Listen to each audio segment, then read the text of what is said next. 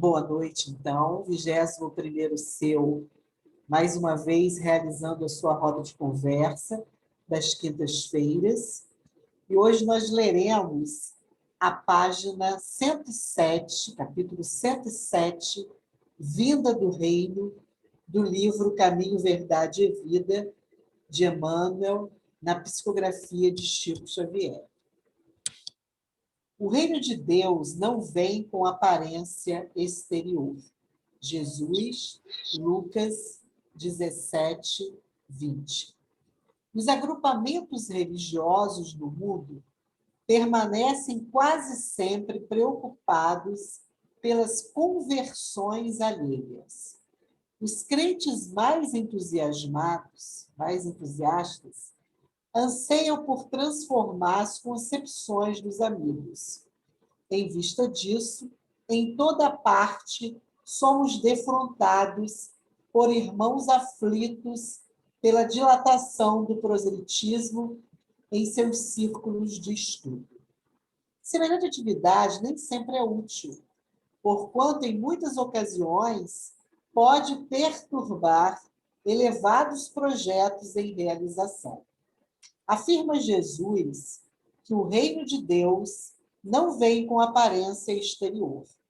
É sempre ruinosa a preocupação por demonstrar pompas e números vaidosamente nos grupos da fé.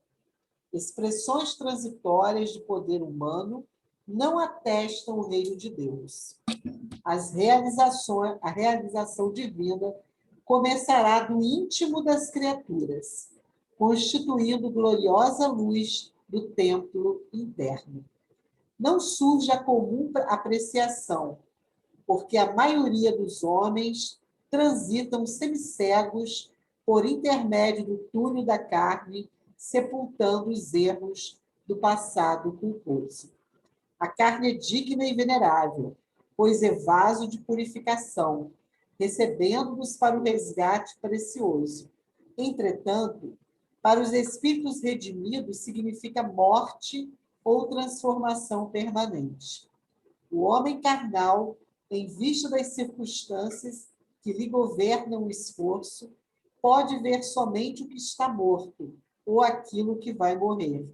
O reino de Deus, porém, divino e imortal, escapa naturalmente à visão dos homens. Vamos, então, fazer a nossa oração?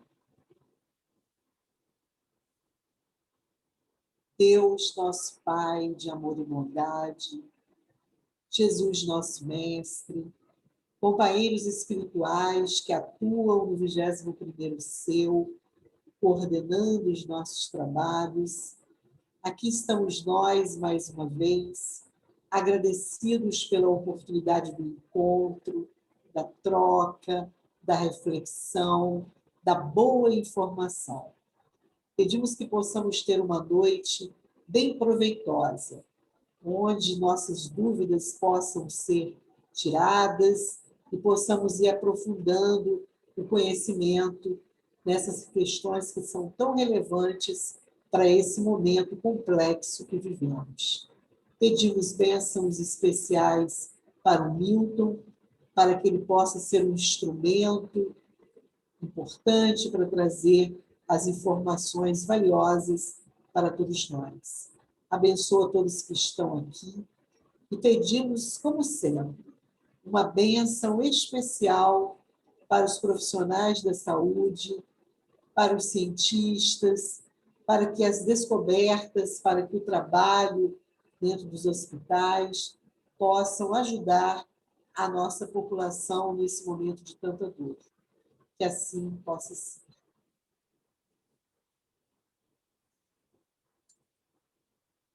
E aí a gente tem Milton outra vez com a gente. Aliás, um pedido dos companheiros, né? Mas eu acho que a gente, não tendo feito logo, em março, tudo, eu acho que foi até bom, porque eu acho que a gente está num momento onde essas informações vão ser muito valiosas para nós. Existem muitas dúvidas no ar, E ele falou que ele está disponível, gente. Absolutamente. Ele falou que ele está absolutamente disponível. Então, prepare a sua pergunta, vamos tirar as nossas dúvidas, para que a gente possa se ajudar e também até levar essas informações para outras pessoas que também precisam. Então, Milton é professor da UENF, pesquisador, também é participante do Francisco de Assis, da AME, da Associação Médica Espírita de Campos. É um companheiro sempre disponível quando nós solicitamos. Então, a casa é sua. Pode ficar à Obrigado, vontade. Adair. Muito obrigado. Boa noite a todos. Espero que estejam todos me ouvindo bem. Tá, o som tá bom? Tá perfeito? Que bom. Enfim, é um grande prazer que eu retorno, né, a essa roda de conversa. A gente, no último encontro foi o ano passado, e, enfim, acabei me excedendo, passamos o tempo, falamos tanto, né, mas, enfim, certamente novos conhecimentos nesse período foram gerados, né, e naquele encontro anterior, a gente falou bastante, né, do coronavírus, falamos das vacinas, né, e assim, eu acho que foi uma informação assim bastante pesada. E falamos muito pouco da transição planetária. Então, assim, nesse encontro de hoje, eu meio que dei uma invertida, né, na nossa reflexão. Então, vou começar falando da transição planetária e aí depois a gente entra na questão da pandemia, né, e do, das vacinas, se for o caso, enfim, absolutamente à vontade, né, para responder qualquer tipo de pergunta, obviamente, desde que eu esteja em condições de responder, né? E se eu não souber também, não é problema, não vou saber, vou dizer, olha, não sei, mas vamos procurar saber, vamos procurar descobrir qual é a resposta, né, se for na medida do possível. Bom, então eu vou compartilhar minha tela aqui com vocês para a gente poder começar a fazer a apresentação. E a Daísa, você me desabilitou na apresentação. Veja bem, na tela que eu estou apagado do vídeo. Não habilita o do celular, que é onde eu estou aparecendo. Habilita o do que eu estou com a câmera apagada, que é o do meu laptop, é onde está a minha apresentação. E a Daísa, você está com o seu microfone fechado. Dizendo que eu estou indo com calma para não fazer nada errado. Peraí. Tá, vai lá, com calma. Ó, Você tem que me Milton, habilitar no... você está aparecendo para mim o vídeo e áudio. Eu não vou nesse, né? Não, esse não. Adaísa, Você posso vai te dar no uma outro. sugestão? Posso te Oi, dar uma sugestão? pode. Bota os dois perfis dele como co-anfitrião. Os dois perfis Sim. Isso, estão em ou nome de isso. Milton. Porque o outro, que está com áudio e vídeo, está no meu celular e eu não tenho apresentação lá. Eu tenho que usar o do meu laptop. É o que está com áudio, com o vídeo apagado. E o áudio é o que está com tudo apagado. Peraí, deixa eu ir com calma aqui que eu vou chegar lá. Porque ele saiu do lugar que estava. Agora, os dois apagados, eu vou te colocar como co-anfitrião. Isso. Isso. Isso, Foi? agora foi. Foi. Ok. Vamos lá.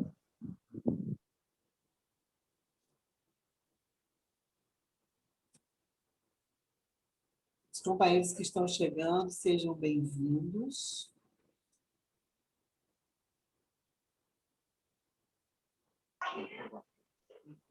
Ok.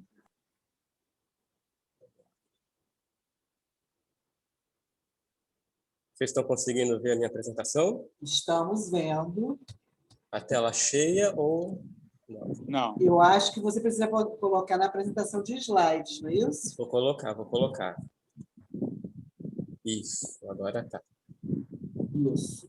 Agora está perfeito.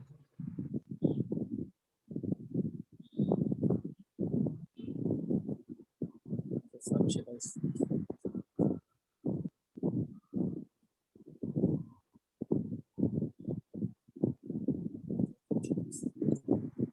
barrinha aqui. Bom, e acho que agora está bem tranquilo, a gente consegue ver direitinho, né? E vocês conseguem me ver também. Isso. Pessoal, agora vamos nós desativar o áudio para poder ficar só Newton.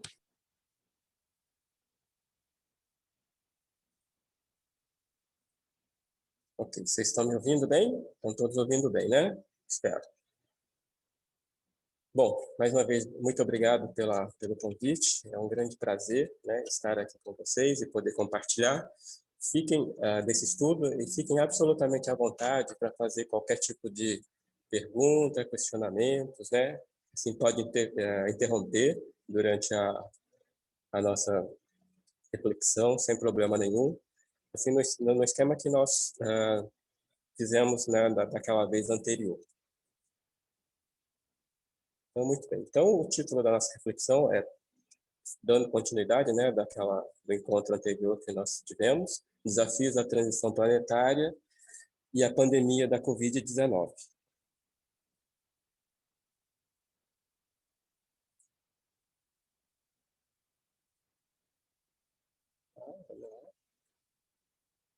Agora meu PowerPoint que não quer passar.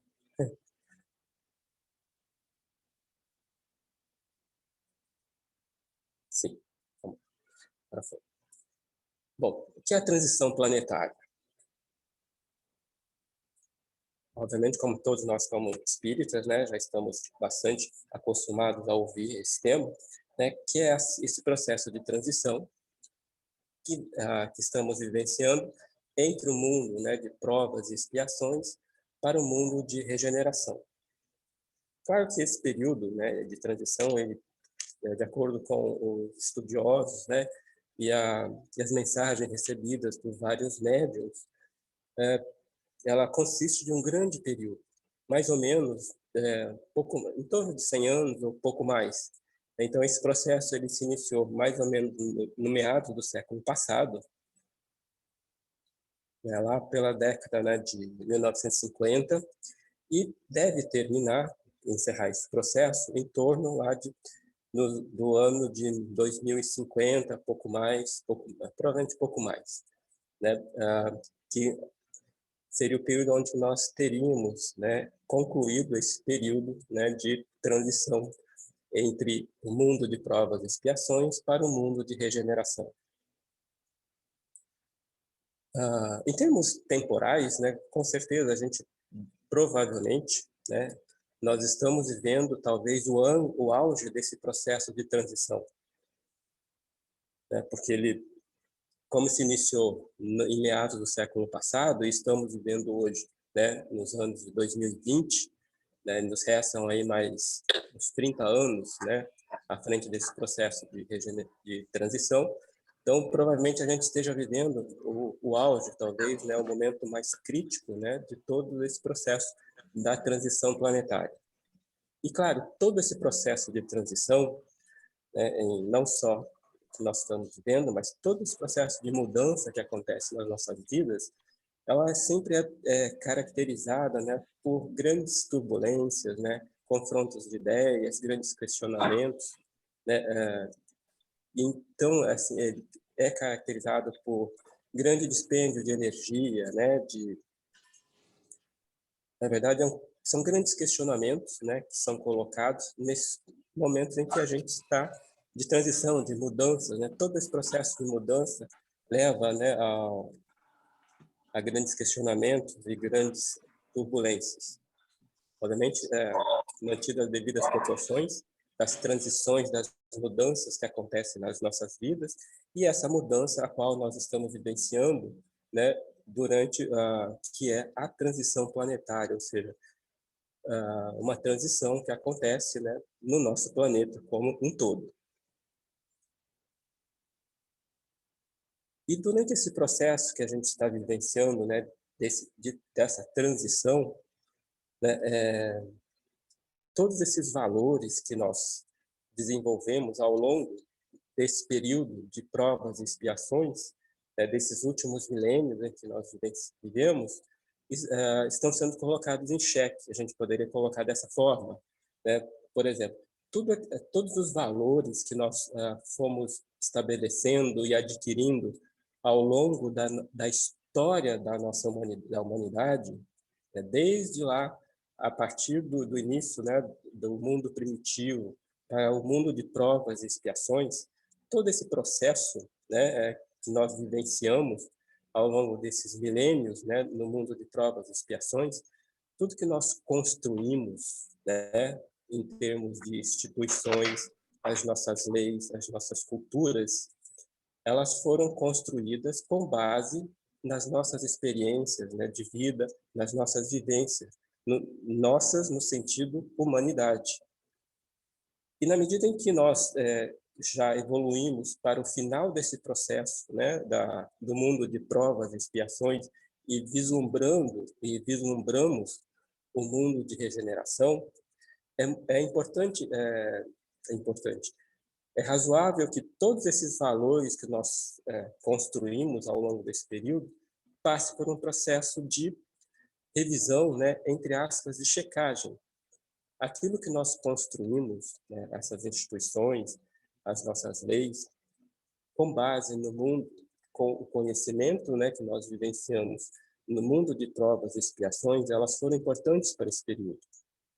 E construímos coisas boas e coisas não boas, né, coisas ruins também. Porque todo esse processo é uma construção coletiva associada com a história da humanidade, né, de nós como seres humanos, como espírito em evolução, entre erros e acertos, fomos construindo a nossa história. E na medida em que nós vislumbramos, então, essa passagem para o mundo, né, de regeneração, todos esses processos em que nós vivenciamos e construímos, passa por um processo de avaliação ou de checagem. E que valores são esses, né? Eu coloco aqui. São formas, por exemplo, de governo, de organização social, as formas de comércio, de religião, de economia, os conceitos filosóficos, etc. Tudo isso que nós construímos ao longo da nossa história, né, da Terra, né, como planeta Terra, como humanidade.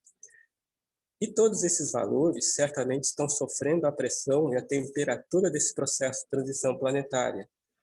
E que todo esse processo, né, de pressão e de avaliação, elas vão ser selecionadas e preservados os valores preciosos para a evolução da humanidade. Ou seja, aqueles valores que nós construímos e que são importantes e preciosos, né, de acordo com a filosofia espírita, ou o evangelho, enfim, de acordo com as leis de Deus, elas serão preservadas. E aquelas que nós equivocadamente, né,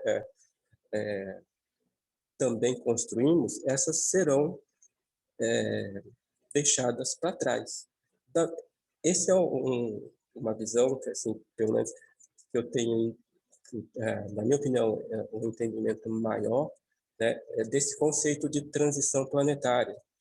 Quando a gente fala de transição planetária, a gente fala muito dos espíritos que vão ficar, né, continuar vinculados à Terra, e aqueles outros espíritos mais comprometidos que serão direcionados para outros mundos, né, para que possam continuar, né, o seu despertamento e a evolução como espíritos.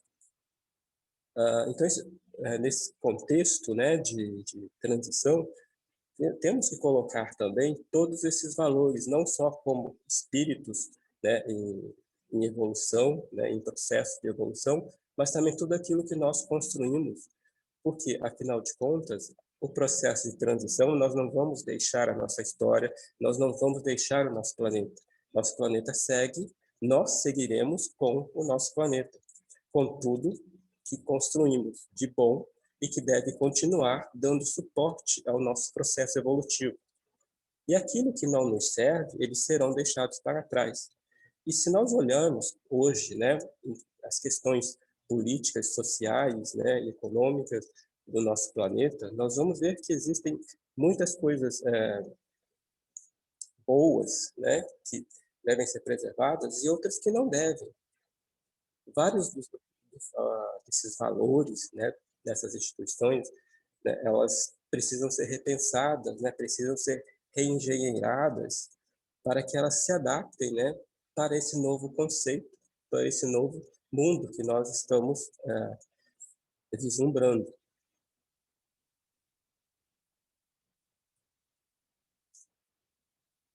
Os homens, né, e Kardec coloca isso muito bem colocado, né, principalmente, né, na Gênesis, no capítulo 18. No último encontro, né, a pessoa falou, olha, dei uma lida, né, nesse capítulo 18, né, realmente eu reforço, né, a leitura desse capítulo 18 da Gênesis, que traz exatamente assim, se vocês, quando vocês lerem esse capítulo, vocês vão ver, quem já leu, obviamente, vai se lembrar, né, e quem não leu, leia, né, ele traz, assim, é impressionante como a gente consegue fazer a leitura, né, e fazer essa transposição, né, da realidade que a gente vive hoje. Então, eu pensei alguns trechos, né, desse capítulo 18, e esse trecho que eu selecionei diz assim: os homens, com a sua inteligência, chegaram a resultados que jamais haviam alcançado, sob o ponto de vista das ciências, das artes, do bem e do bem-estar material. Resta-lhes ainda um imenso progresso a realizar, o de fazerem que entre si reinem a caridade, a fraternidade, a solidariedade e que lhes assegurem o bem-estar moral. Percebe o quanto isso nos é atual em termos, né, hoje, né, de leitura? Um texto escrito por Kardec, né, há 150 anos atrás, 180, enfim, em meados lá do século de 1850, 1870, né? Percebe o quanto isso é atual e assim é uma transposição direta do texto. Não poderiam segui-lo nem com as suas crenças, nem com as suas instituições antiquadas, restos de outra idade, boas para certa época, ou seja, para aqueles momentos na qual elas foram criadas, suficientes para um estado transitório, mas que, havendo dado tudo o que comportavam, seriam hoje um entrave. Se nós olharmos, né, fazer uma análise um pouco mais ampla em termos das nossas instituições, né, do legislativo, judiciário, do executivo, vamos ver que várias dessas coisas, dessas instituições, das nossas leis, serviram muito bem para um determinado momento, né? Mas nos dias atuais a gente percebe que existem muitos entraves nas nossas leis, nas nossas instituições, que elas não condizem, né, de acordo com a nossa visão espírita, né, e com base nas leis de Deus e no Evangelho, que elas não estão muito de acordo, né, com o que se espera, do que seria justo, né, com base nas leis de Deus. Obviamente, não quero de forma alguma fazer nenhuma alusão a nenhum tipo de comentário político, né, partidário, absolutamente de forma alguma. Né? É uma leitura no sentido da chamada, né, para a nossa reflexão, nem de nenhum extremo de político de forma alguma, somente, né, uma reflexão dentro daquilo que nós vivenciamos hoje. Obviamente, cada um de nós tem a capacidade de olhar, né, e é uma chamada assim, né, de reflexão muito pessoal, de ordem pessoal, né, porque cada um de nós tem a convicção daquilo com a qual a gente se identifica, com o que a gente acredita. Já não é somente, né, de desenvolver a inteligência o que os homens necessitam, mas elevar o sentimento, e para isso faz-se preciso destruir tudo o que superexcita neles egoísmo e orgulho. É exatamente isso, né? Quando Kardec, lá na questão 785, se eu não estou enganado, né, no Livro dos Espíritos, pergunta quais são os maiores entraves, né, da evolução dos espíritos. E ele responde, orgulho, os espíritos, né, de luz, respondem, orgulho e egoísmo. Que é, realmente, se nós olharmos no cenário atual, vamos perceber que existe, sim, né, uma questão de muito orgulho, muito egoísmo, né, que permeia todas as camadas da nossa sociedade.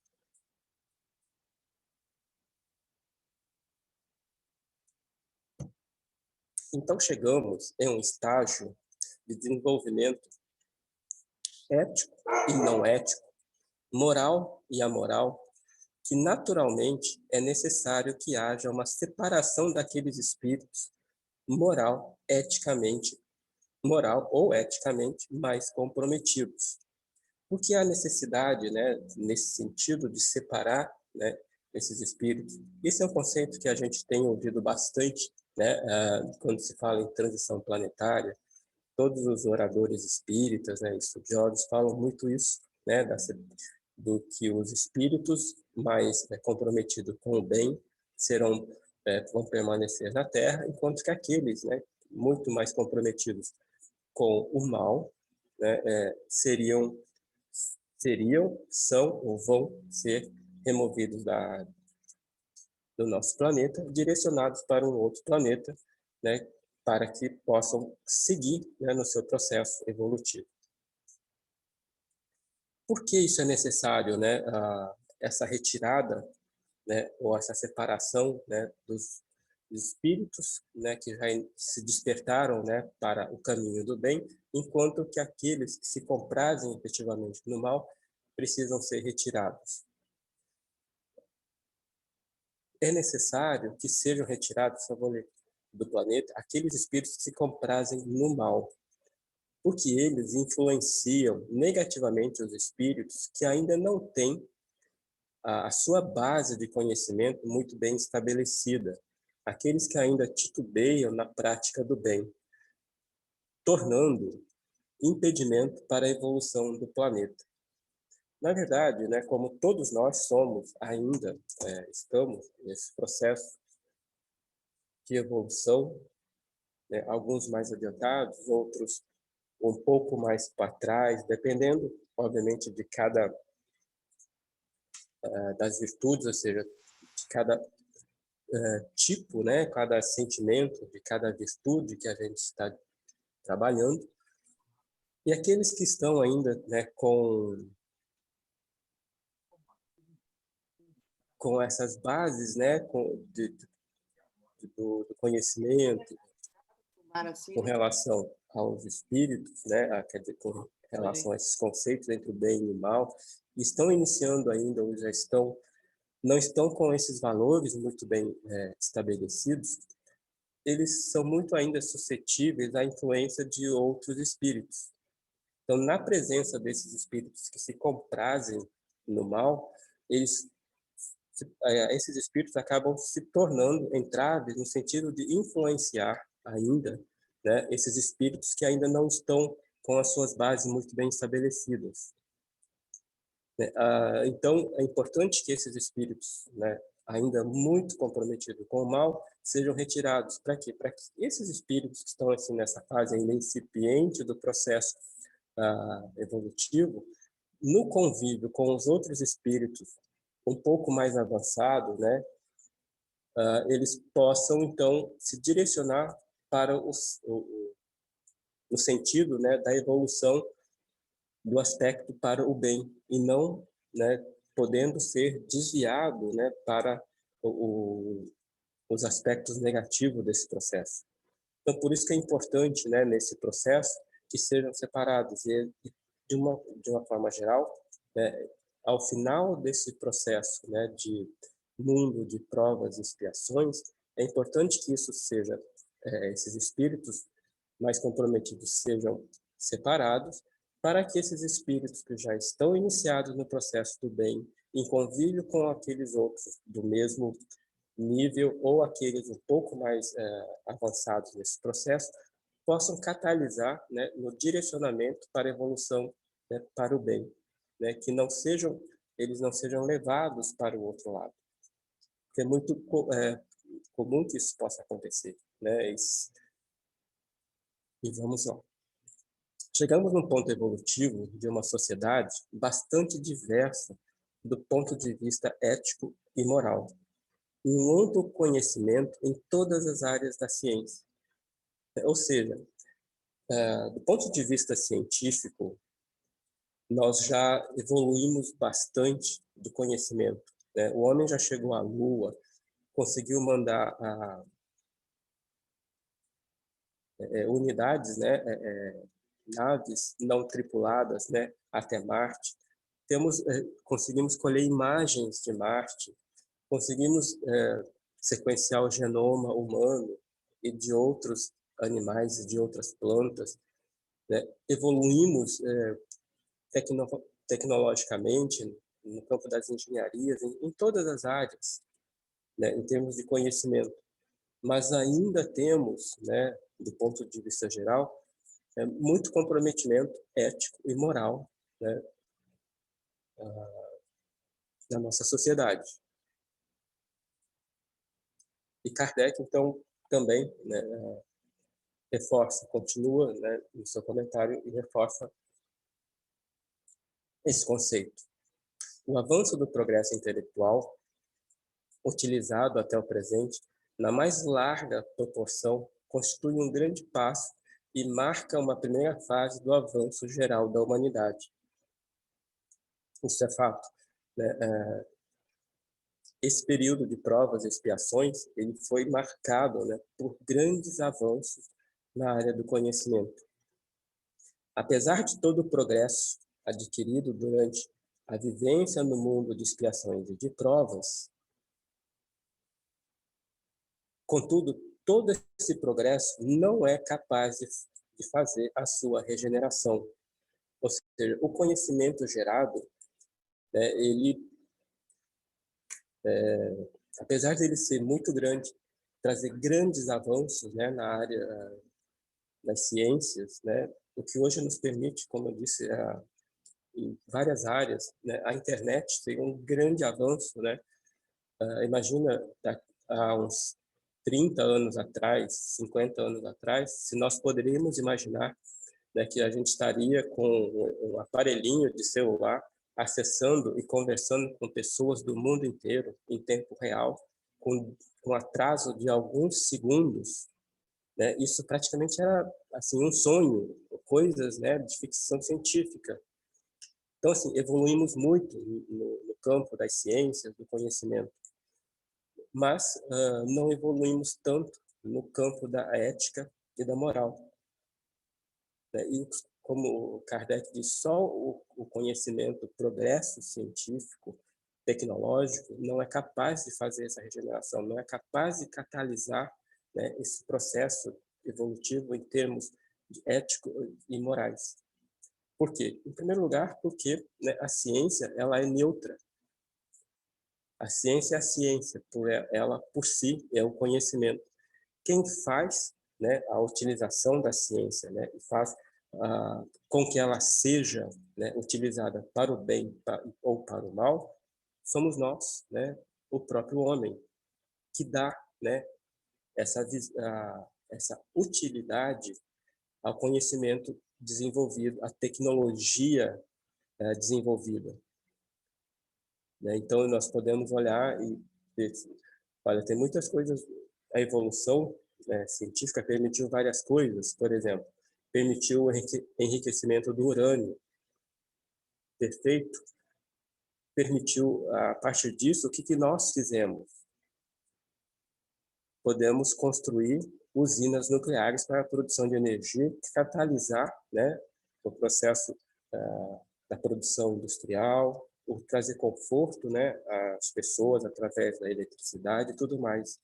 Por outro lado, esse conhecimento também foi capaz de gerar bombas atômicas e outros, né, derivados desse processo. Então, é exatamente isso, ou seja, a ciência, né, em termos de conhecimento, ela é neutra, né, ela é passível de ser manipulada e utilizada de qualquer forma. O que faz com que todo esse conhecimento gere resultados positivos, traga bem-estar, né, conforto, evolução né, para a tecnologia, para a humanidade, é o homem. E ele pode ser utilizado no sentido do bem e para o mal. A ciência, como diz aqui, ela é neutra. Nós damos, né, a sua utilidade e nós a utilizamos. E, obviamente, cada um de nós, né, é responsável por aquilo, né, que faz. E que a utilidade que nós damos para o conhecimento que nós adquirimos, né, e a capacidade que nós temos de trabalhar esse conhecimento em favor ou contra a humanidade.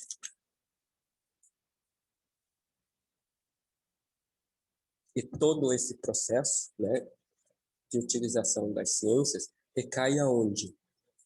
Nas questões éticas e morais de cada um de nós, ou no sentido coletivo, né, da sociedade, ou nós como humanidade, balizado em nossos sentimentos ainda de orgulho, egoísmo e vários outros sentimentos, né, derivados desses dois sentimentos que são bastante importantes e bastante ressaltado por Kardec, né, nos vários livros da codificação base, né, do Espiritismo.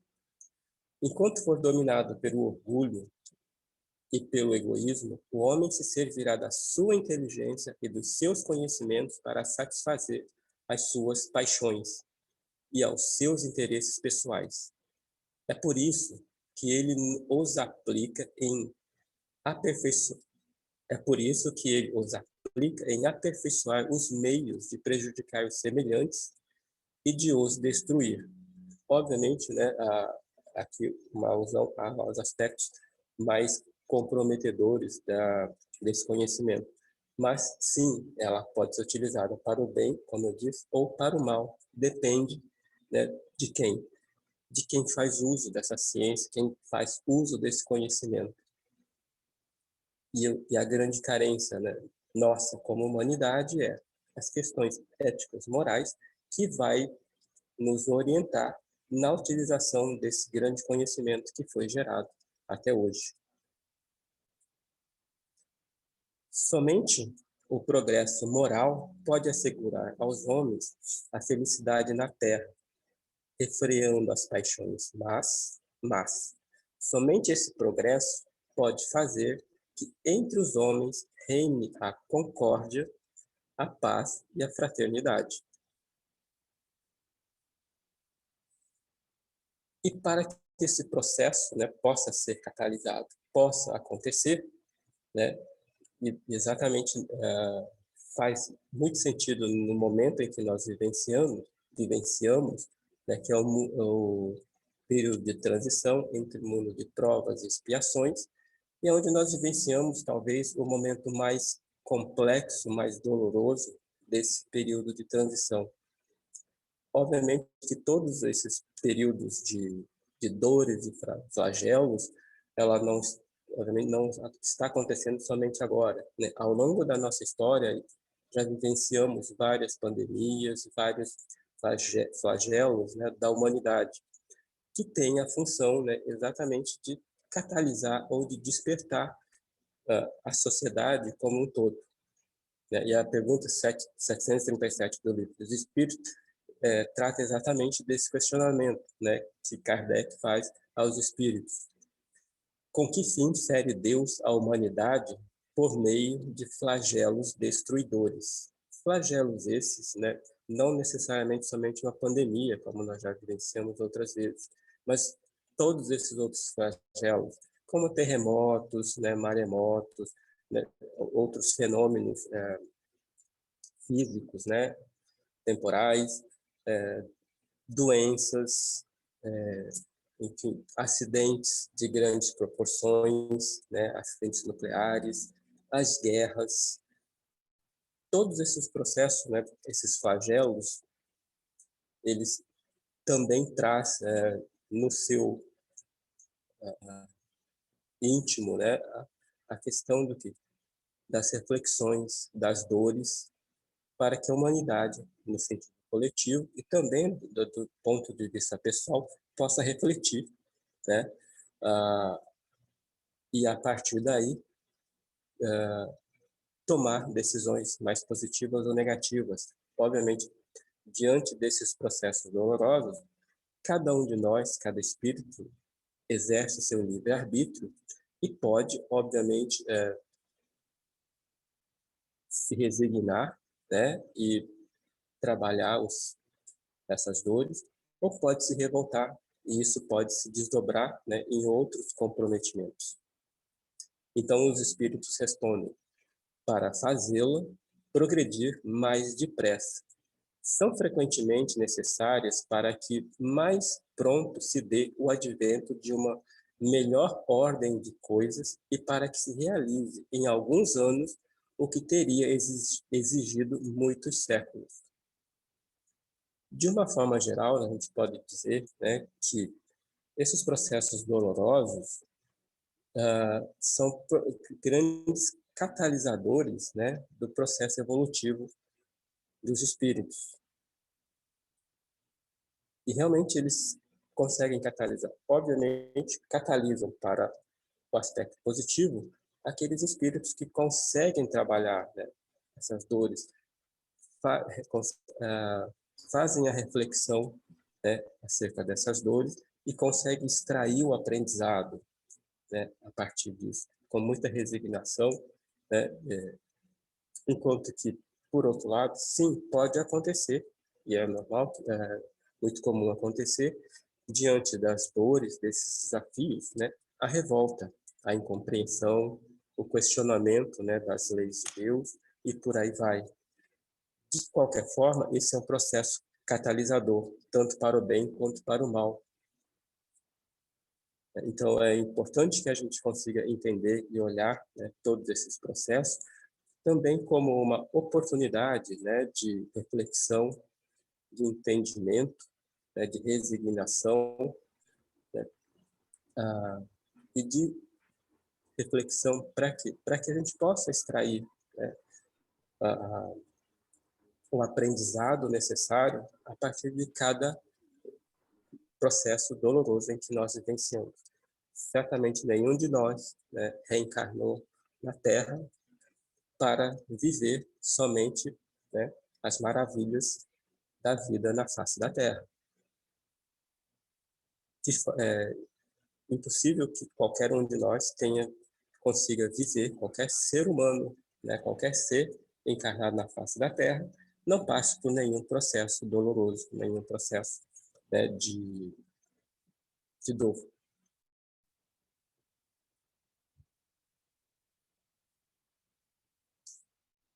E somente para a gente contextualizar um pouco, né, a questão da dor, a gente recorre lá para André Luiz, né, no livro Ação e Reação, onde Druso, né, um dos instrutores de André Luiz, né, explica em termos gerais, né, o que são esses processos dolorosos, os tipos de dores, né, principais que vivenciamos na Terra, né, durante o processo de reencarnação. E ele classifica essas dores como dor evolução, dor expiação e dor auxílio. O que é a dor evolução? É aquela dor que atua de fora para dentro, segundo o Druso, cujo objetivo notório é o aprimoramento do ser, nada tem que ver com atos do passado. É o que ocorre principalmente com os animais. De certa forma, é o aprimoramento ou despertamento, né, para alguns sentimentos. Por exemplo, os animais sofrem também toda sorte, né, de dores.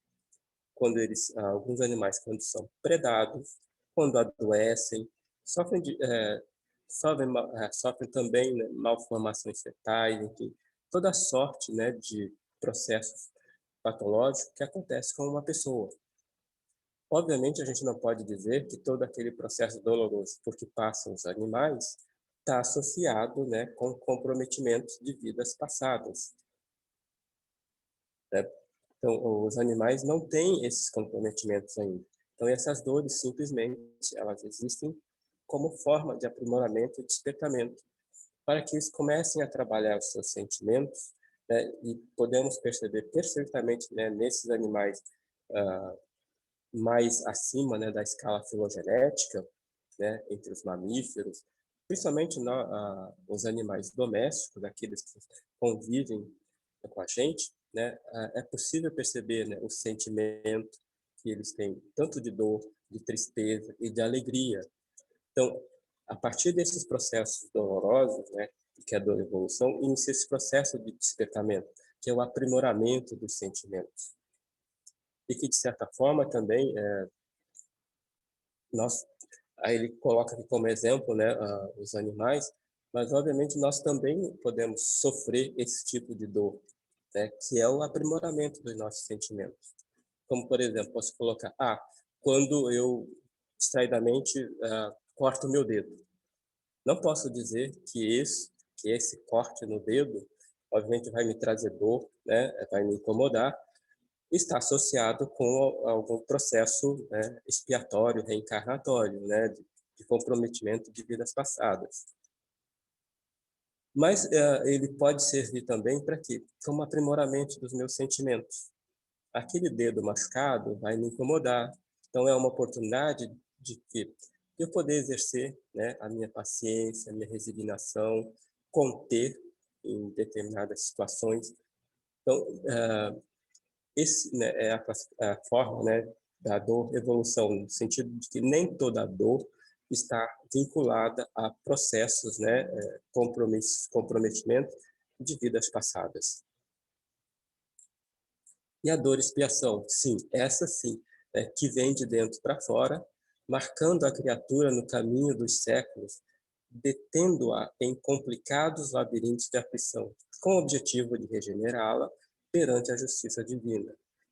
Essa é a dor, né, que todos nós conhecemos muito bem, né, que nós caracterizamos como expiação, que vem associado, né, no sentido de resgate de compromissos, né, de comprometimentos equivocados, né, de nossas vidas anteriores.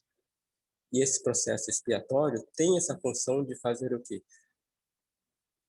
De trazer, né, a reflexão através da dor, né, o entendimento, né, a reflexão acerca da dor e trabalhar os nossos sentimentos no sentido de quê? Não de expiação, né, do reconhecimento e do reparo mais à frente. Mas o sentido da expiação é exatamente fazer o quê? O despertamento, né, desse espírito que passa por esse processo expiatório. E esse processo ele segue até o momento em que esse espírito consiga, né, se despertar, né? Então, na verdade, o processo expiatório, na verdade, é uma ação, né, da misericórdia divina, chamando aquele espírito, né, ao seu despertamento, né, para o entendimento de equívocos, né, que foram cometidos em vidas passadas. E somente para a gente contextualizar isso na vivência, né, nós estamos passando hoje, né, com relação à pandemia, que é um processo, né, coletivo e que traz dor, né, e desconforto, dor, né, enfim, para cada um de nós. E não podemos dizer e olhar, né, para esse processo e dizer que todos nós estamos passando por um processo de expiação em função da pandemia. A pandemia é um processo de expiação? Para alguns, sim, para outros, não. Né? Para outros, talvez seja aquela dor evolução. Né? Isso depende, obviamente, claro, né, do comprometimento de cada um nós. E a forma como cada um de nós encara todos esses processos dolorosos. A dor que nós sentimos, né, ela está muito associada também com a questão da compreensão, né, e a evolução espiritual, ou seja, no nível em que nós conseguimos entender, né, e aceitar todo esse processo doloroso. E a dor auxílio. Muitas vezes são bênçãos que recebemos na forma de enfermidades prolongadas e dolorosas, que têm por finalidade evitar a nossa queda e comprometimento maior com a lei de Deus. Ou seja, também não dá para ser tão restrito, né, com relação a essa dor auxílio. São dores que são colocadas no sentido de, muitas vezes, não só como forma de expiação, mas no sentido de limitar, né, a alguns espíritos para que ele não se comprometa a mais, né, com a lei divina. Né? Por exemplo, alguns espíritos reencarnam com determinadas limitações físicas, né? Por exemplo, alguns livros espíritas descrevem isso relativamente bem, né? Espíritos que cometeram suicídios consecutivos em várias reencarnações podem reencarnar, né, com várias limitações físicas, de forma que aquela limitação física não permita, né, que esse espírito cometa novamente um suicídio, através da perda dessa autonomia física, né, para que ela não faça. Então, é somente um exemplo, obviamente não é para generalizar esse tipo de comentário, é somente como um exemplo, né, porque cada espírito vive a sua história, né, e o resgate de cada um é muito particular de cada um de nós. Essa dor auxílio também, por vezes, como diz Druso, permite longas reflexões e disciplinas para o retorno à vida espiritual.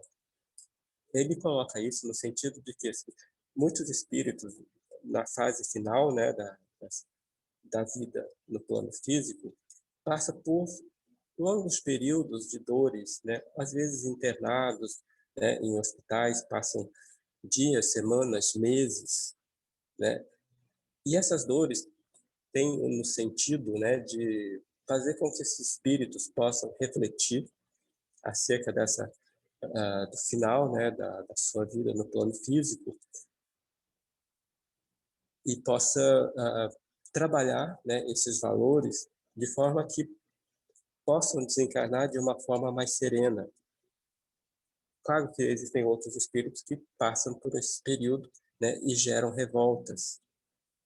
E outros espíritos também passam por esses processos dolorosos ao final da vida, como Druso exemplifica no livro, né, como forma de drenagem, né, dessas energias ainda acumuladas, negativas, que não foi possível drenar ao longo da vida. Então, no final da vida, né, essas dores permitem que essas energias possam ser drenadas. E aí, então, o espírito, ao chegar no plano espiritual, eles chegam de uma forma, né, mais suave, menos comprometidas. Então, colocando nesse contexto todos esses tipos de dores, no contexto da pandemia de hoje, então a gente consegue, é possível olhar, né, esses processos dolorosos e que cada um de nós traz a sua história, né, e é possível perceber, né, que essa pandemia, como ela atinge a todos nós de forma muito particular de cada um de nós, na forma de despertamento, na forma de trabalho de cada um de nós, como cada um de nós encara o processo da pandemia. Pode ser na forma de uma dor evolução. Certamente existem espíritos que estão espiando durante esse processo, e tem outros espíritos que certamente estão passando por esse processo de dor auxílio, né, até o processo de completa da desencarnação.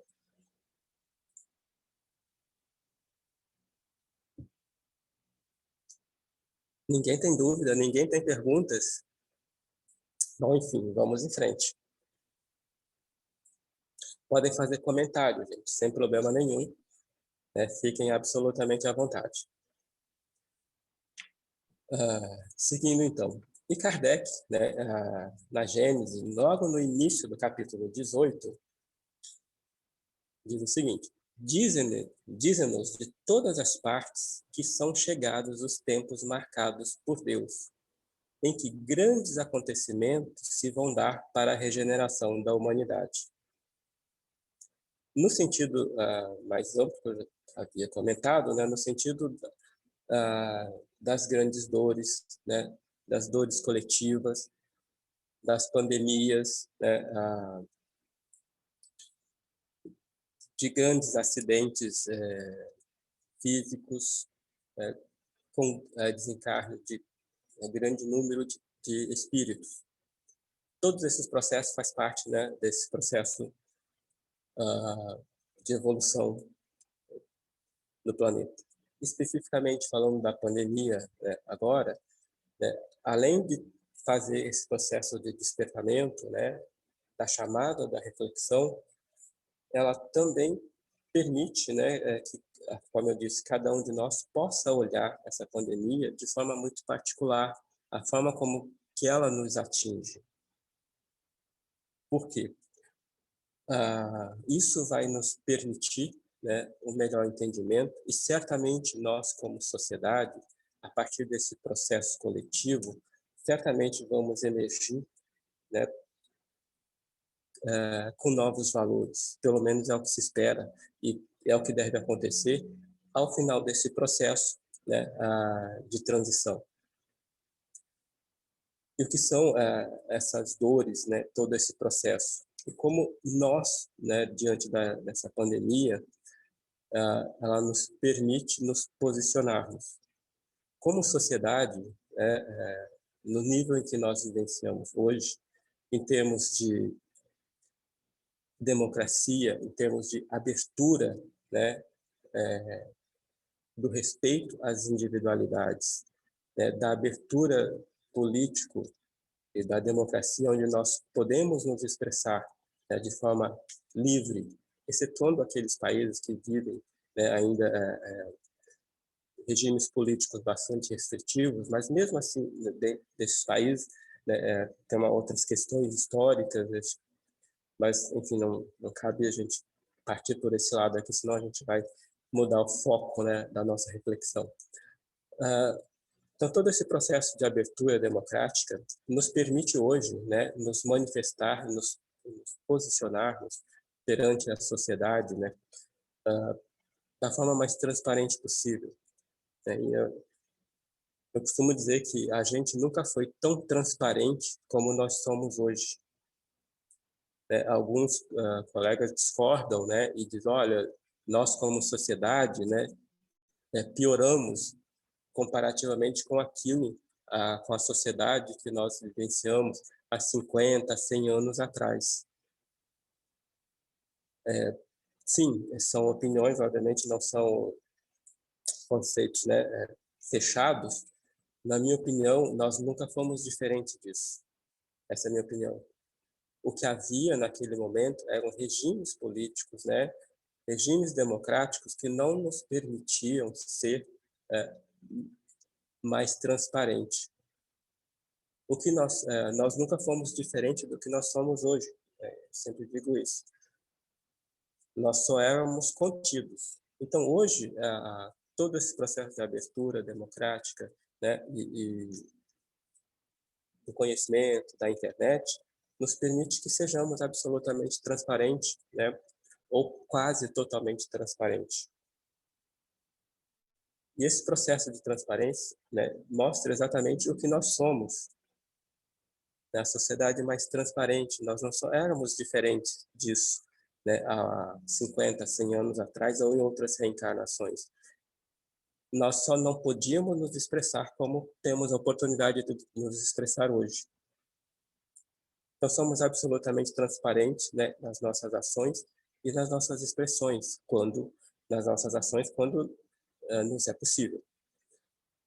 Então, a partir disso, nós podemos ter, né, esse processo todo de transparência e, obviamente, nós, como sociedade, como comecei essa reflexão, falando que evoluímos da questão, né, da ciência, do conhecimento, Por outro lado, todo esse conhecimento gerado, essa tecnologia, ela depende do quê? Das questões ético-morais para que elas possam ser, né, a favor ou contra a sociedade.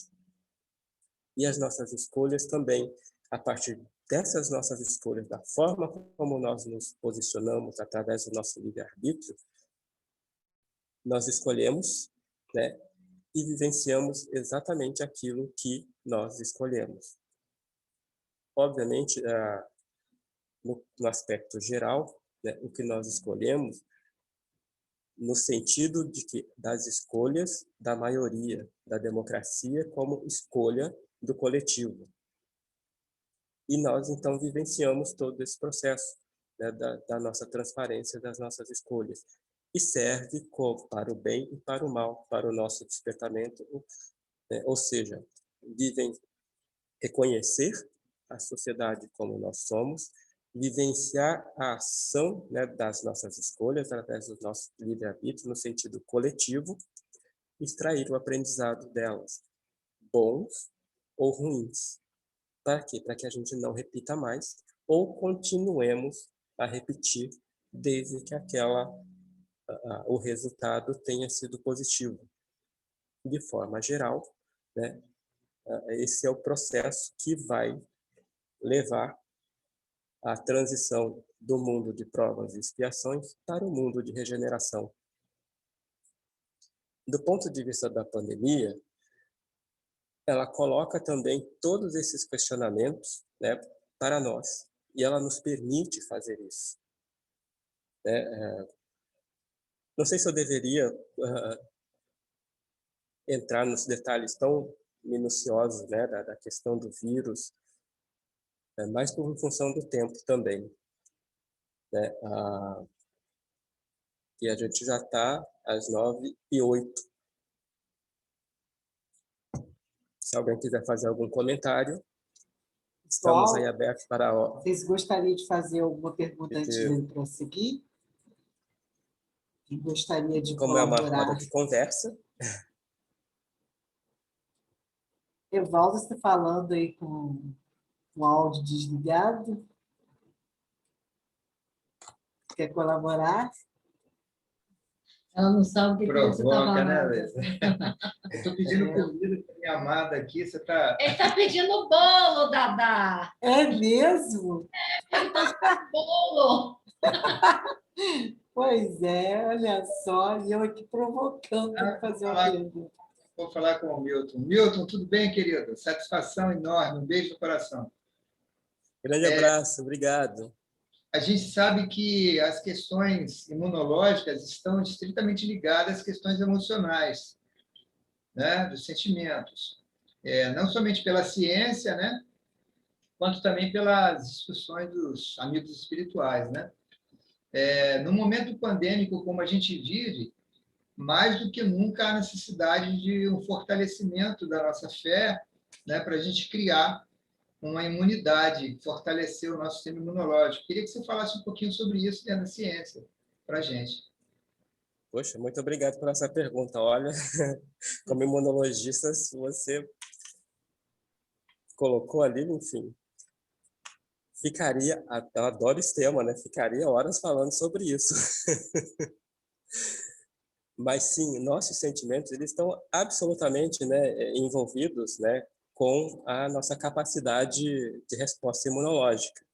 Assim, um bom exemplo, né, é esse eixo hipotálamo pituitário adrenal, né, que trabalha a liberação, né, do cortisol, do glicocorticoide, né, associada com a questão do estresse. Então, todo o processo de estresse, e a pandemia é uma delas, né, quando a gente... Se você espiritualmente não está muito bem preparado, né, para encarar essas dificuldades com resignação, né, você acaba levando a um estresse. Esse estresse leva o quê? Produção de cortisol, glicocorticoide, né? E especificamente, né, cortisol leva a morte celular por apoptose. Acaba levando, sim, né, uma depressão da resposta imunológica, principalmente induzindo a morte, né, de células responsáveis pela resposta imunológica, pela proteção. Então, isso acaba levando, sim, uma imunossupressão. Existem vários outros artigos, grupos trabalhando nesse tema também, mostrando que o equilíbrio, né, a serenidade, né, a fé, ou o equilíbrio decorrente, né, de uma fé raciocinada, né, a serenidade, o equilíbrio que advém da fé, também contribui bastante naquilo, no equilíbrio da sua resposta imune.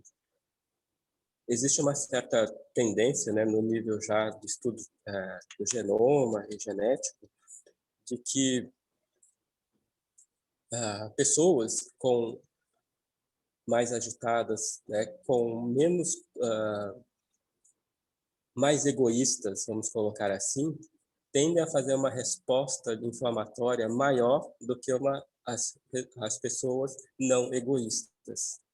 Isso já é estudado no nível do genoma. Olha só que coisa interessante. Então, assim, todos esses processos, né, ele vem junto com a ciência, com a evolução do conhecimento, né, uma área hoje da biologia molecular da genética que é chamada de epigenética, que é o estudo, né, da regulação dos genes a partir da interação com o meio ambiente. E o que é esse meio ambiente? É exatamente o ambiente onde nós estamos, no contexto em que nós estamos inseridos. Então, esse ambiente é o que nós comemos, o que nós respiramos, o ambiente em que nós nos relacionamos, o que nós sentimos, né, e o que nós desejamos para as pessoas, para os outros. Então, isso tudo, o somatório disso tudo leva ao quê? A uma regulação da sua resposta imunológica, a regulação da sua resposta com relação à suscetibilidade ou não de algumas doenças, né? O estresse contínuo, né? Por exemplo, causado por uma mágoa, né? Mal resolvida e que você fique trabalhando, né? Ou vivenciando essa mágoa por muito tempo, acaba levando também, né, a uma desregulação no nível dos genes que pode predispor, ou pode não só predispor, como pode causar, né, um transtorno mais grave, como, por exemplo, câncer ou qualquer uma outra doença autoimune, por exemplo. Então, isso tudo assim, tem muita coisa hoje, né, sendo estudada nesse nível. Enfim, se vocês me derem muita atenção nesse campo, a gente vai ficar aqui falando muito. Mas, enfim, vamos voltar lá Mas para eu a questão acho da que esse, pandemia. Milton, é um campo importantíssimo, né? Nesse momento que nós estamos vivendo, com essas variantes, né, que estão novas, a gente conhecer um pouco mais sobre a questão do sistema imune, eu acho de muito valor para todos nós. O que nós podemos fazer para ter mais condições de enfrentamento dessa situação? Eu acho que essas colocações suas são muito oportunas. Fique à vontade.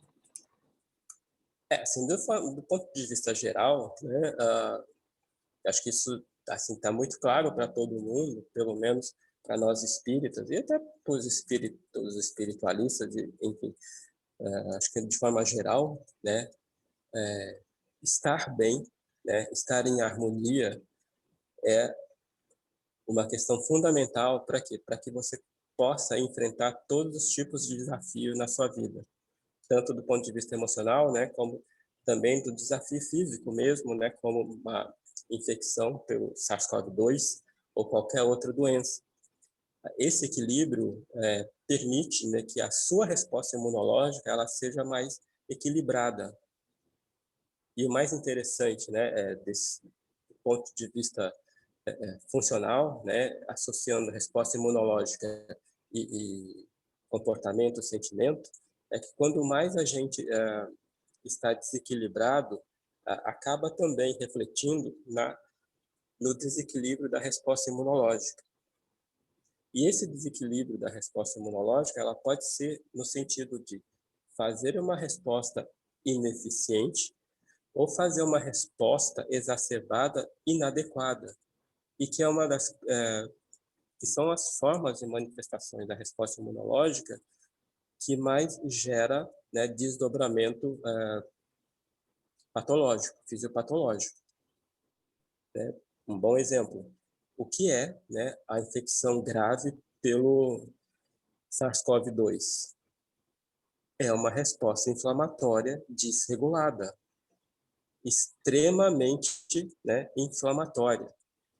E o mais interessante, né, essa resposta inflamatória que acontece, né, nos pacientes graves de COVID, ela acontece a partir do 10º dia, né? Assim, ela não acontece na fase inicial da doença, acontece mais a partir do 10º dia, 2, 3 semanas.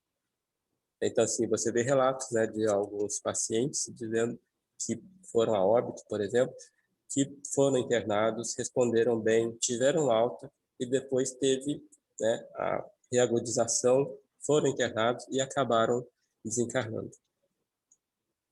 E o que acontece? Durante esse processo de resposta grave, boa parte das vezes o vírus nem está mais lá.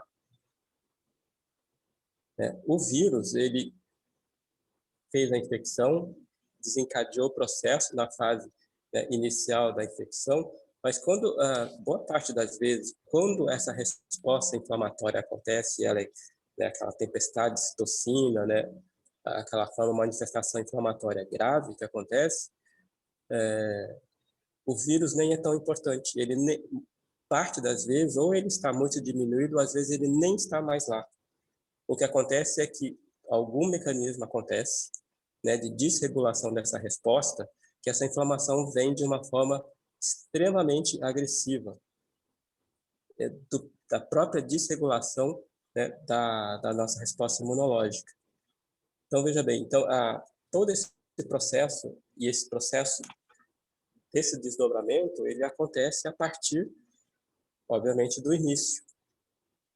E se a sua resposta imunológica, seu sistema imunológico, obviamente, isso não é a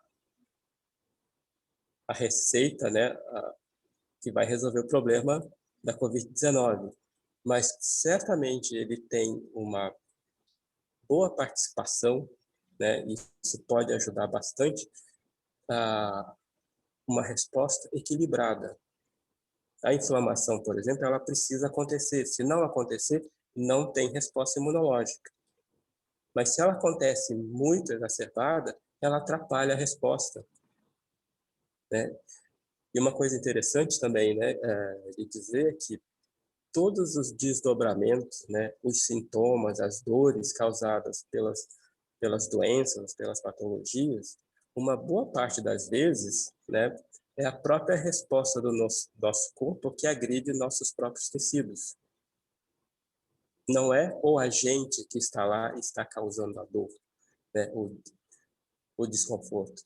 Boa parte das vezes é uma resposta inadequada do nosso corpo. Um bom exemplo, né, inflamação. Quando inflama, dói, não dói? Inflamação é importante? Ela é importante, mas ela não precisa ser o quê? Exacerbada. Quando ela é além do necessário, ela traz muito desconforto e dói muito e traz muito desconforto. E muitas das vezes que a gente faz, toma um corticoide. Para quê? Para diminuir essa inflamação. Isso pode trazer outras consequências, isso é outra história. Mas, enfim, então, sim, o equilíbrio, né, é muito importante. E o equilíbrio, através de que a fé é um dos grandes alicerces desse equilíbrio. Existem alguns artigos, trabalhos, assim, não são ainda muito conclusivos, mas se associa muito à questão das análises genéticas, das ativações de genes associadas à inflamação e à resposta imunológica, com a questão ético-moral. Aquelas pessoas que têm uma conduta, né, mais correta, que ela seja mais fraterna, tem uma tendência a ter uma resposta mais adequada do que aquelas pessoas, mesmo não sentindo não sendo as pessoas muito estressadas. Nossa, isso é um artigo. O que acontece? Que essas pessoas que são felizes, né, mas que têm aquela felicidade no sentido do hedonismo, ou seja, uma felicidade mais egoísta, do tipo, olha, eu quero me dar bem, né? O fato de você se dar bem, ela traz felicidade, traz alegria, não é verdade? Né? De forma, mesmo que seja uma coisa passageira, mas sim, ela traz alegria. Existe um grupo trabalhando nos Estados Unidos, né, que fez uma pesquisa com um grande número de pessoas, onde inicialmente elas eram questionadas, né, a se expressar, dizendo se são pessoas felizes, se essa felicidade era de uma forma mais egoísta ou se é uma felicidade mais fraterna. E esse padrão, né, de resposta, né, de avaliação de gênero associado à inflamação nesses dois grupos foram relativamente diferentes. Assim, o tipo de felicidade que era trazido a partir desses sentimentos, né, mais egoísta e mais fraterno, eram diferentes. É bem interessante esse artigo. Então, isso volta muito, né, está muito associado. Hoje, a gente fala com relação à epigenética, né, a regulação da resposta, a regulação dos genes, né, a partir dessa interação com o ambiente, com o que a gente respira, com o que a gente sente, com o que a gente pensa. Esse é um tema bem legal. Mas, enfim, voltando para a pandemia. Então, ela traz, né, no corpo dessa pandemia, não sei se alguém tem mais algum questionamento.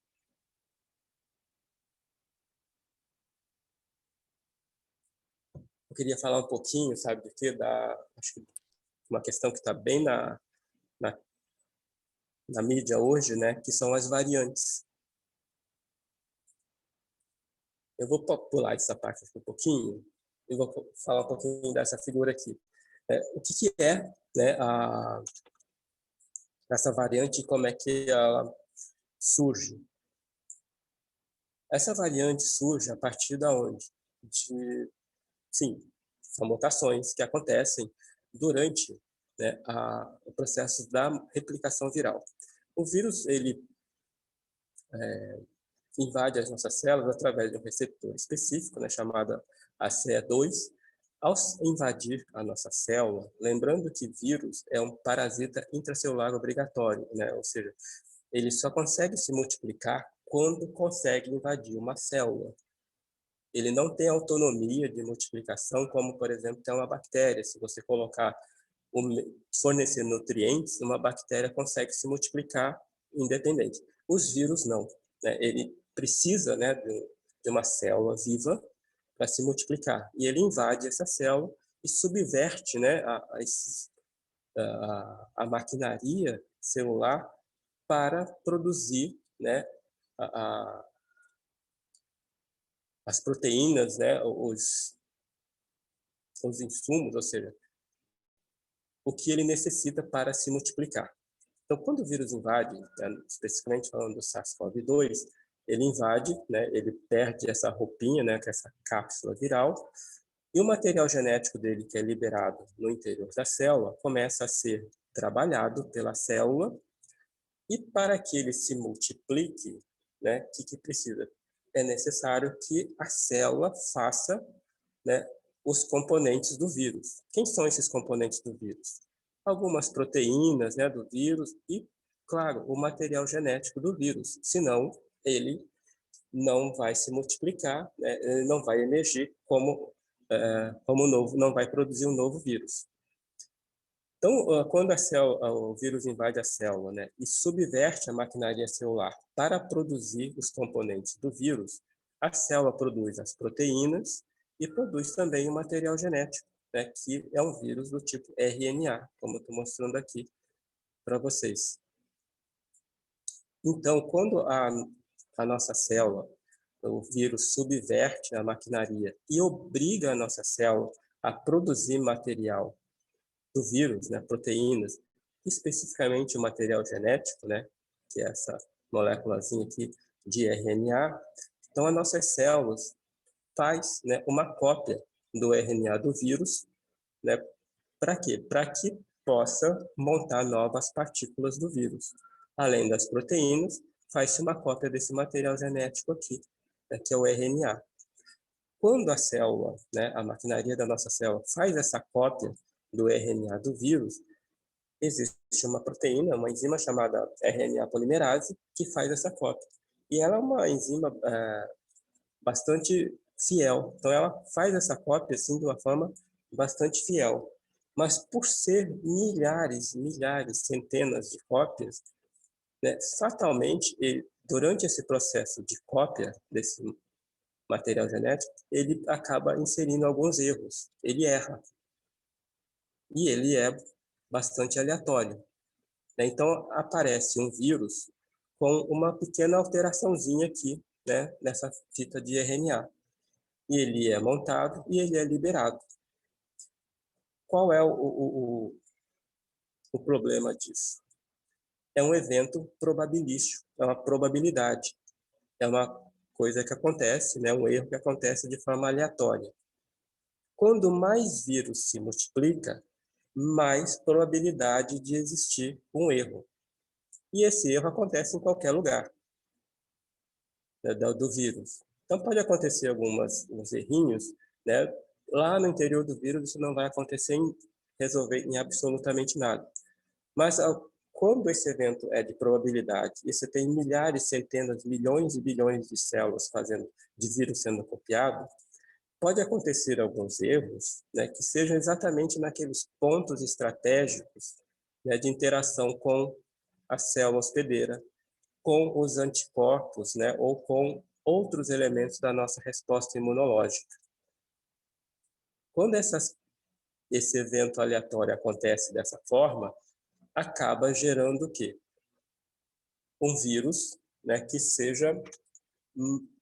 vai trazer, né, essa ameaça que a gente está vivenciando hoje, né, que a gente chama de variante P1, né, que foi desenvolvida no Brasil, né, ou seja, que surgiu no Brasil, exatamente por conta disso. Por ser um evento de probabilidade, qual é o problema? Quando mais vírus se multiplica, mais chance de gerar essa variante com determinadas características indesejáveis, no sentido de ser mais eficiente para infectar as pessoas, no sentido de causar uma doença mais grave, ou no sentido de fugir, né, de ser diferente, no sentido de escapar à resposta imunológica ou aquela resposta imunológica induzida pela vacina. Então, qual é a nossa responsabilidade nesse sentido? Quando menos cuidado a gente toma, quando mais permissivo nós, como sociedade, né, permitimos que o vírus infecte mais pessoas e cada infecção gera milhões, bilhões de vírus. Então, quando mais a gente permite, né, que o vírus se multiplique em mais pessoas, como é um evento aleatório, mais a chance de acontecer uma mudança nesse vírus e que possa trazer consequências mais graves. Então, essa é a nossa, como sociedade, também é a nossa responsabilidade. Ah, mas eu não sou grupo de risco, então, sim, eu posso me infectar, mas a probabilidade de eu sofrer, né, a forma mais grave é muito pequena. É verdade, só que eu vou permitir, né, que essa variação aqui possa acontecer durante essa multiplicação no meu corpo. E se eu não tomo cuidado, essa multiplicação aqui, essa variante que surgir, essa mutação que surgir, ela vai atingir outras pessoas. Se eu for uma pessoa muito cuidadosa e usar máscara e não permitir que essa infecção que gerou essa variante, não contamine outras pessoas, eu vou conter. Mas se eu permito que ela contamine outras pessoas, eu começo a disseminar e dar vida, né, a esse vírus que é diferente, que ele pode ser mais contagioso, pode ser mais patogênico, pode ser resistente, né, à resposta imunológica induzida por uma vacina. Então, a gente pode gerar uma série de problemas nesse sentido. E exatamente de uma forma aleatória, acontece nessa proteína chamada proteína S, né, que é a proteína que o vírus tem de interação para invadir a célula hospedeira, que é as nossas células. Boa parte das vacinas, né, elas estão associadas a essa proteína aqui, chamada proteína S. Essa proteína S, só ela faz parte, né, de pelo menos 2 tipos de abordagem propostas vacinais, que é a vacina produzida pela AstraZeneca, que é um vírus, mas ele é um vírus quimérico, que traz somente essa proteína S, né, num outro vírus. Ou a vacina produzida pela Pfizer, a BioNTech, ou pela Moderna, que é a vacina por RNA. É uma molécula de RNA, de ácido nucleico, que traz, né, no seu código genético a receita para produzir essa proteína S.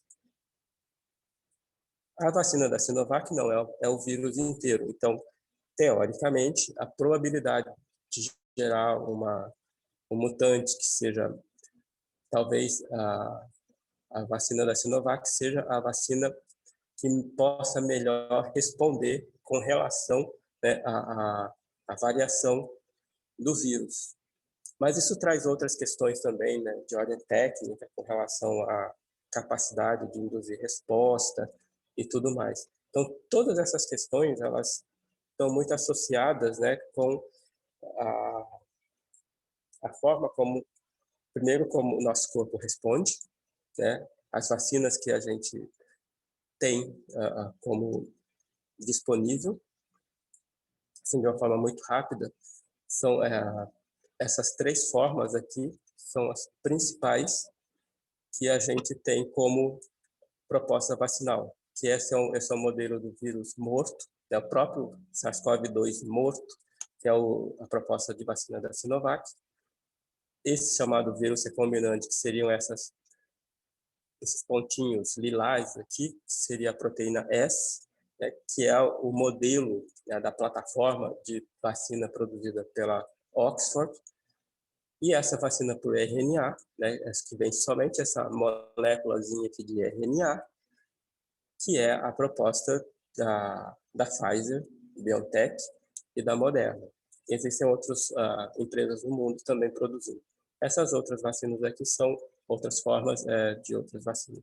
Mas o que essas propostas vacinais tendem a fazer é, ao ser inoculada, estimular, né, a resposta imunológica eficiente que possa combater, né, o vírus na sua forma patogênica, né?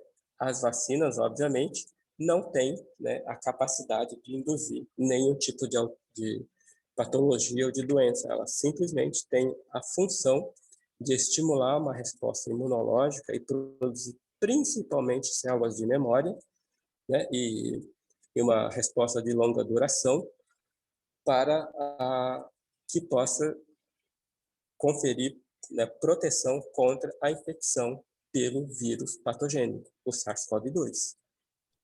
Ô, Milton, uma Oi. pergunta. Antes um pouco de eu estar aqui na roda, eu tomei conhecimento que o pai de um grande amigo está com Covid. E ele tomou a primeira dose da vacina. Mas a pessoa não soube me dizer qual foi a vacina. Você acha que isso já ajuda no quadro para ele não ter tantos problemas? Seja a Coronavac ou a outra, isso já pode ajudar?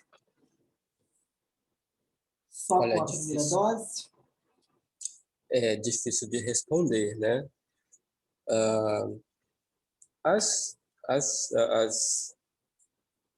Os testes clínicos, né, de fase 3 dessas vacinas, todas elas, né, têm a função de verificar a resposta imunológica induzida por essas vacinas, a questão de segurança. E todas elas são capazes de induzir essa resposta protetora. Mas, a partir do momento que ele tenha tomado a vacina, inicia-se essa resposta imunológica. Só que essa resposta imunológica protetora, ela vai acontecer, começa a ser mais efetiva em torno de 7 a 10 dias, que é onde a gente começa a perceber a produção, né, de anticorpos e ativação de células específicas contra o vírus. Então, eventualmente, se essa infecção aconteceu antes desse período, né, e foi uma carga muito grande de vírus, a vacina certamente não foi capaz de conter, mas talvez já tenha uma resposta em curso que seja capaz de ajudar, né, nessa resposta ao vírus, à infecção. Mas é difícil responder, né? Porque, enfim, várias coisas podem estar associadas. Então, e o fato, né, de ter tomado somente uma dose, ainda ela não é, né, uma resposta protetora tão efetiva. É preciso, aquelas que foram estudadas com a segunda dose, é preciso ter a dose de reforço para que seja uma resposta mais efetiva. E mesmo dependendo da vacina, né, tem aquelas que tem 50% de efetividade, de 70%, 75%, né, 90%, depende lá das vacinas. Mas o mais importante, né, dessas vacinas, de todas elas, é que todas elas foram capazes de produzir uma proteção quanto à infecção na forma grave. Ou seja, o fato de estar vacinado não elimina completamente a possibilidade de você sofrer infecção pelo SARS-CoV-2. Pode acontecer, né? Mas mesmo acontecendo a infecção, você tem a probabilidade muito pequena de fazer infecção grave. Esse é o aspecto mais importante da vacina nesse momento. Por outro lado, né, as vacinas elas não conferem uma resposta protetora que a gente chama de esterilizante. Ou seja, uma vez tomada a vacina, ela não permite que seu corpo seja infectado. Na verdade, você até pode ser infectado, mas essa infecção não desenvolve, né, uma infecção grave. Esse é o aspecto importante, né, da vacina nesse momento. E esperamos que, né, que o pai do seu amigo ou seu amigo consiga já, com essa resposta em curso da vacina, né, não tenha nenhum desdobramento mais grave. Obrigada aí pela resposta. Bom, a gente já está lá passando da hora, né? Então, Ô, Milton, deixa eu só fazer uma pergunta com relação a quando você começou a explicar a mutação, né? Sim. O novo vírus, né? A mutação dele. Que você disse que o vírus altera a nossa célula, obriga o nosso organismo. Você usou esse verbo, obriga o nosso organismo. Há alguma maneira da gente que não foi contaminado e que não deseja se contaminar, enquanto espera a vacinação, se prevenir, né, para que não haja essa, vamos dizer, essa invasão dessa mutação no nosso organismo? Porque eu ouvi a sua fala dessa maneira, assim, né? Se a mutação pode invadir o organismo de um ser humano, né? Pode obrigar uma célula a fazer essa mutação, né? Não é isso? Ou eu estou equivocado? Ligeiramente equivocado. Vamos lá. Quando o vírus invade a sua célula, né, ela, como eu disse, subverte, né, ou obriga a sua célula a produzir, né, os componentes do vírus.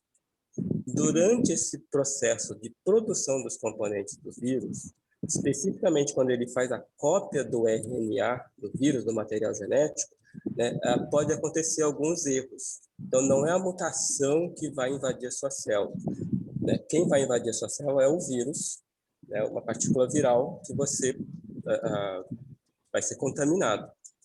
Então, quando mais pessoas são contaminadas, como é um evento, né, aleatório, ele pode surgir durante a produção desse vírus, quando ele obriga as nossas células a produzir novas partículas virais, pode inserir alguns erros, né? Esses erros podem resultar, né, numa alteração, é tudo probabilidade, né, num determinado ponto do vírus que vai favorecer o vírus no sentido de ser, como eu disse, mais infeccioso, mais patogênico, ou escapar, né, da resposta induzida pela vacina. Então, a forma de você proteger, né, dessas mutações, não, a forma de você se proteger é não se permitindo ser contaminado. Ou seja, os cuidados que você deve tomar, como, enfim, desde lá do ano passado, né, a gente já sabe, tomar cuidado para não ser contaminado. Porque quando uma pessoa é contaminada, ela gera milhares, milhões de partículas virais. E pode existir aí alguma mutação. Para você ter uma ideia, olha só, quantas pessoas já não foram contaminadas no Brasil? Quase 300 mil morreram. Não, pois é, morreram. Entre os que foram contaminadas e se recuperaram, o que não ficamos sabendo, são milhões de pessoas. Dentre essas milhões de pessoas, cada uma delas produziu milhões de partículas virais. E dentre todas essas, vamos lá, uma delas conseguiu fazer uma mutação, né, que foi muito positiva. Essa P1 que aconteceu lá em Manaus. Para você ter uma ideia assim, da probabilidade, né, do tamanho dessa possibilidade, mas ela acontece. Sim. E quando acontece, traz consequências graves, né? Provavelmente é a responsável por tudo que a gente está passando nesse momento, né? Dessa agudização, né, do recrudescimento da infecção de forma generalizada. Então, a grande questão é se proteger, né, não permitir, do ponto de vista responsável, para que a gente não permita que esse vírus se multiplique e consiga gerar coisas piores.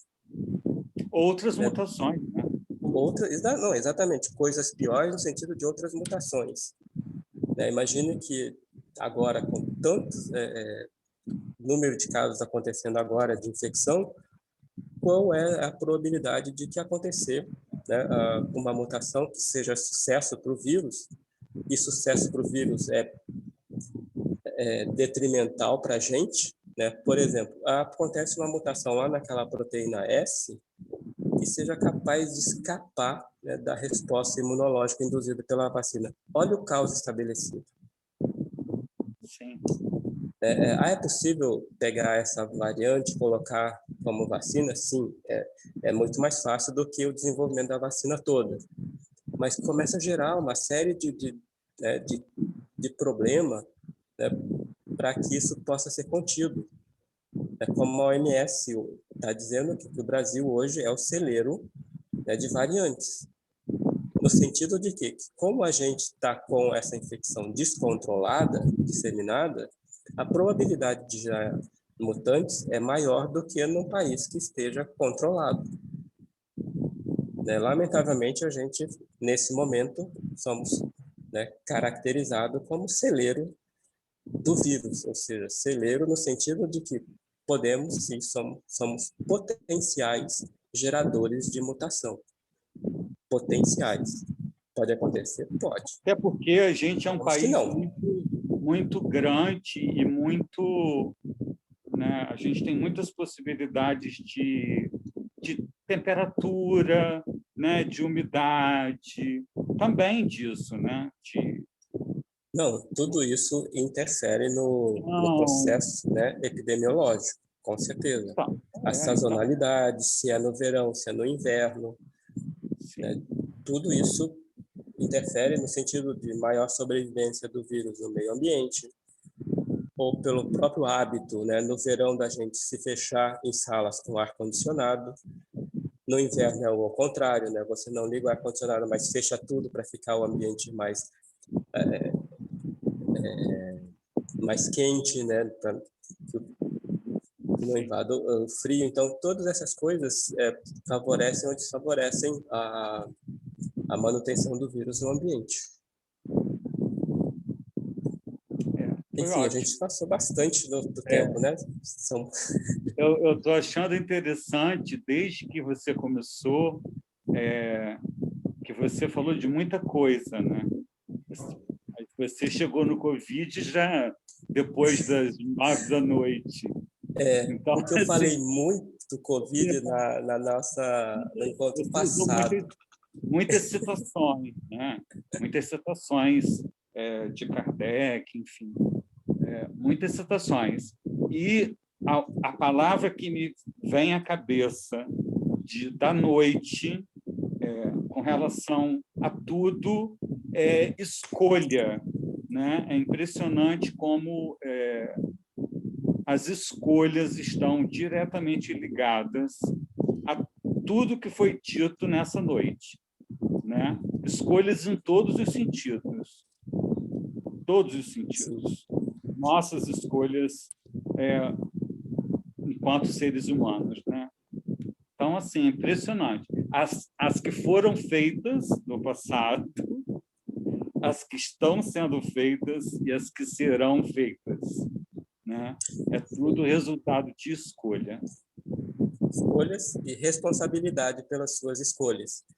Então, só para fechar, para não para não deixar essa reflexão de uma forma assim bastante pessimista, né? Só para concluir com a citação de Kardec da Gênese, no item 4, que diz o seguinte: o universo é, por sua vez, um mecanismo incomensurável conduzido por um número não menos incomensurável de inteligências. Um imenso governo onde cada ser inteligente tem sua parte de ação sob o olho do soberano mestre, cuja vontade única mantém a unidade de toda a parte. Sob o império deste vasto poder regulador, tudo se movimenta, tudo funciona numa ordem perfeita. O que nos parece perturbações são os movimentos parciais e isolados que só nos parecem irregulares porque nossa visão é circunscrita. Se pudermos abraçar o conjunto, veremos que estas irregularidades são apenas aparentes e que harmonizam no todo. Assim, então, é uma visão assim, mais otimista e olhando numa visão mais ampla, no sentido de que nosso planeta é apenas um ponto, né, nesse universo incomensurável, que é, né, regido, governado por Deus, que é nosso Pai Criador, e que tudo olha, que tudo cuida. E se nesse momento a gente olha para o nosso planeta, né, como um processo tão doloroso, né, de desequilíbrio, né, de muita dor para todos nós, é nada mais que um processo pontual importante nesse processo de evolução do planeta e de todos nós, espíritos vinculados ao planeta Terra. Então, se olharmos de um aspecto geral do universo, quantas outras estrelas, quantos outros planetas, quantas todas outras unidades, né, como diz aqui, uma quantidade não menos incomensurável de inteligências de outros, né, governantes de outros planetas, como Jesus é do nosso planeta Terra, e que todo esse processo acontece no universo sob a visão, né, e da supervisão de Deus, que é o nosso Pai Criador. Então, tudo está, né, acontecendo conforme deveria acontecer. O nosso desespero, o nosso desconforto é exatamente no sentido porque nós estamos envolvidos em função dessa visão restrita que nós temos, né, e de olhar somente nosso planeta Terra e vivenciar nela. Mas se olharmos do ponto de vista mais macro e ampliado, vamos entender que vários outros planetas já passaram por esse processo evolutivo e já estão lá na frente. Vários outros seres, milhares, uma quantidade incomensurável já viveram, né, esse processo evolutivo, já estão muito à frente de nós. Então, esse momento é nada mais que faz parte do nosso processo de evolução. Basta que cada um de nós cuide, né, de si, do ponto de vista, né, das nossas escolhas corretas, das nossas responsabilidades, né, e aproveitar cada oportunidade da pandemia ou de qualquer outro processo, né, que vivenciamos na questão particular da vida de cada um de nós, como oportunidade de reflexão, né, e a partir dessa reflexão, a extração do aprendizado importante para quê? Que possa embasar, né, e suportar, catalisar a nossa transformação íntima, superação das nossas limitações a partir desse aprendizado, né, e poder evoluir como cada um de nós, né, está descrito ou definido de que cada um de nós vamos evoluir à semelhança do nosso Pai Criador. Certamente nós vamos chegar lá, né, mas, enfim, essas são as pedras dos nossos caminhos. Com certeza, com muita fé, resignação, reflexão, vamos superar e vamos, enfim, partir em algum momento, chegaremos num estágio menos doloroso, mais pleno, né, das nossas capacidades, das nossas possibilidades de vida de uma forma mais plena e feliz, com certeza. Eu agradeço bastante a oportunidade, né, de estar e de compartilhar, né, essa reflexão com vocês. Muito obrigado pela oportunidade mesmo, né, de compartilhar e de estudar. Sim, porque cada vez que a gente faz, né, uma reflexão, nós somos, com certeza, né, provavelmente um dos mais privilegiados, os mais favorecidos a partir aqui do estudo, né, e dessa dedicação, enfim, que a gente faz, né, com certeza nos toca e nos faz certamente refletir e melhorar, ou pelo menos tentar melhorar. Faz parte do nosso processo. Muito nosso Agradeço. agradecimento. Muito obrigado. Nosso agradecimento. Nesse momento de tanto negativismo, de tanta negação da ciência, eu acho que é uma oportunidade valiosa nós estarmos aqui dialogando, né? O Espiritismo, que é uma filosofia que também dialoga com a ciência desde a sua origem, eu acho que isso é muito importante, um momento muito importante para todos nós. O nosso agradecimento a Milton, né, que está sempre disponível. De repente, daqui a 2 meses, Milton, a gente te chama novamente, né, para você vir trazer outras contribuições para a gente, tão importantes para que a gente tenha olhos de ver. E a gente se lembra da própria passagem de Jesus, né? Conhecereis a verdade, e a verdade vos fará livres. Então, é isso, a gente precisa estudar, a gente tem que entender as coisas que estão acontecendo. E só lembrando, mais uma vez, o capítulo 18 da Gênesis é um capítulo maravilhoso. O Milton trouxe um pouquinho do capítulo, né? Porque ele é muito grande, mas tem ele um pouco mais resumido em obras póstumas, no item Regeneração da Humanidade, que traz bastante ideias do que está no capítulo 18, para o pessoal que não gosta de ler uma coisa muito grande, de repente pega obras póstumas e dá para estudar também. É um capítulo muito interessante. É um livro até pouco lido pelo movimento espírita, mas é um livro maravilhoso também, além da Gênesis. Então, nosso agradecimento. E a gente vai caminhar, então, para a nossa oração. Lembrando que a semana que vem a gente vai trabalhar com o tema racismo, com a nossa companheira Rose Carmo. Quem estiver disponível, aguardamos vocês na nossa próxima quinta. Vou pedir para a Evaldo fazer para a gente a nossa oração.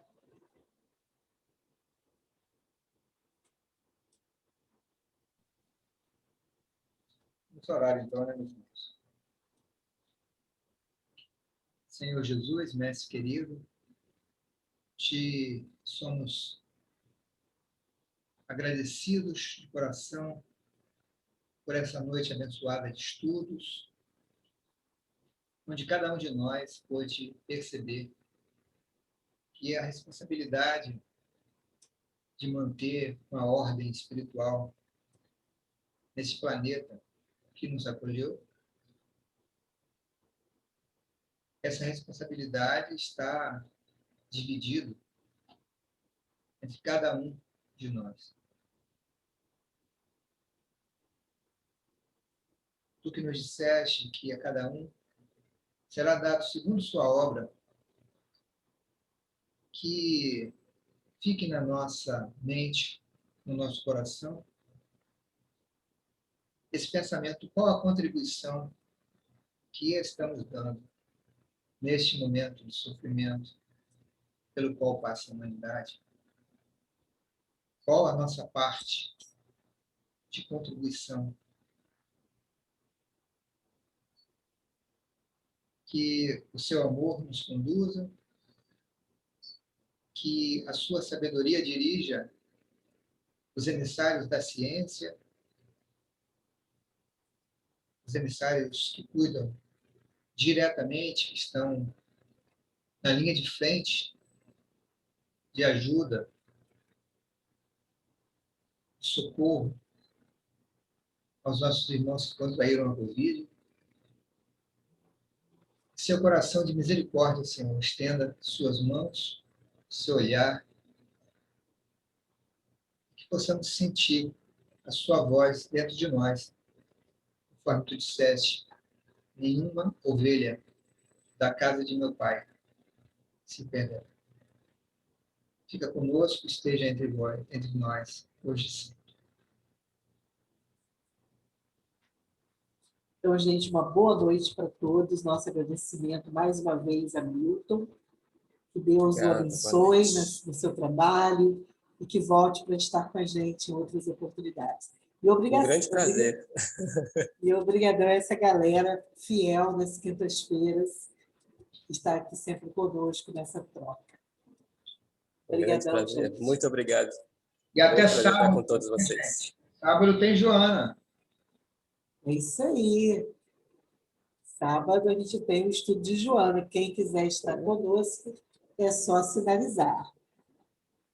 Obrigadão. Obrigado, boa noite. Obrigado, boa noite. Obrigada, Milton, mais uma vez. Obrigado. Tem uma galera aqui que é do Joana, realmente.